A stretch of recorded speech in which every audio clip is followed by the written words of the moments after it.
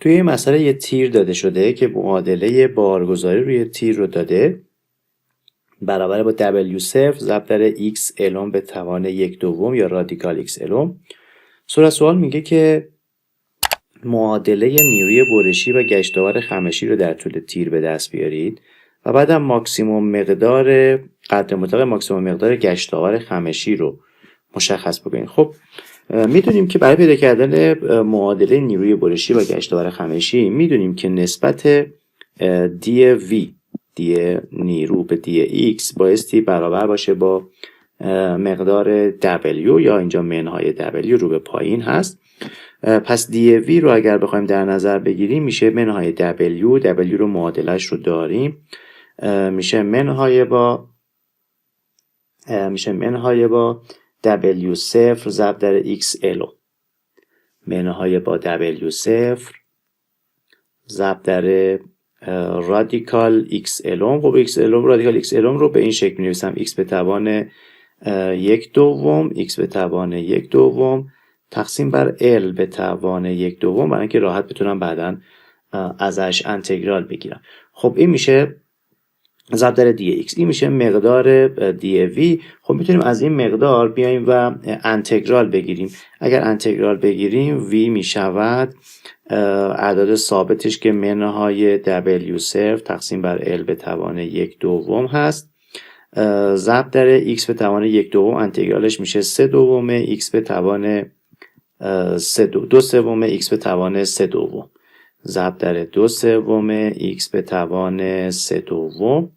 یه عدد ثابت هم خواهد داشت، یعنی یه به اضافه C1 هم بایستی براش در نظر بگیریم که ثابت انتگرال گیری باشه. خب این مقدار V، اما میدونیم که مقدار V، مقدار نیروی برشی در X مساوی با L، یعنی در انتها برابر با 0 خواهد بود.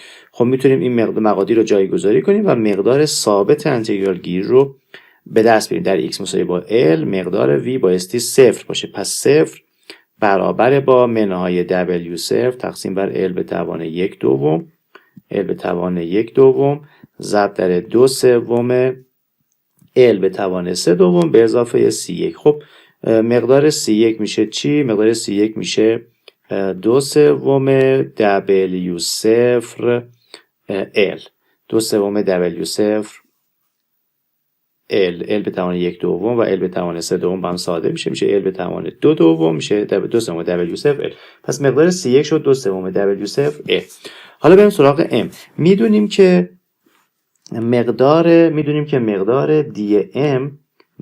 دی M به دی X برابر با V. خب میتونیم پس به این شکل بنویسیم دی M برابر با مقدار V رو معادلش رو بنویسم. همینجا مقدار V رو معادلش رو بنویسیم. V میشود منهای W0 L به توان 1/2 ضرب در 2/3 X به توان 3/2 به اضافه با 2/3 W0 L. این معادله V هست، به اضافه 2/3 W0 L، این معادله V. خب دی M برابر با V دی X هست. دی M برابر با V رو داریم به این شکل: منهای W0 تقسیم بر L به توان 1/2 ضرب در 2/3 X به توان 3/2 به اضافه 2/3 W0 L، این مقدار V ضرب در دی X. خب میتونیم از این عبارت انتگرال بگیریم. M میشود منهای W0 L به توان 1/2 ضرب در 2/3. خب از x به توان 3/2 انتگرال بگیریم، میشه ضرب در 2/5 x به توان 5/2 2/5 x به توان 5/2 به اضافه با 2/3 W0 L x به اضافه 2/3 W0 L x و به اضافه یه ثابت دیگه ای رو که اسمشو میذاریم C2، مقدار ثابت انتگرال گیری. خب میدونیم که توی نقطه x برابر با L مقدار m هم برابر با 0 در انتهای میله. مقدار m هم برابر با 0. پس میتونیم این مقدار رو جایگذاری کنیم و ثابت انتگرال گیری رو به دست بیاریم. میشه 0 برابر با منهای W0 L به توان 1/2 ضرب در با 4/15 ضرب در L به توان 5/2 به اضافه 2/3 W0 L به توان 2 ضرب در L میشه به اضافه با C2.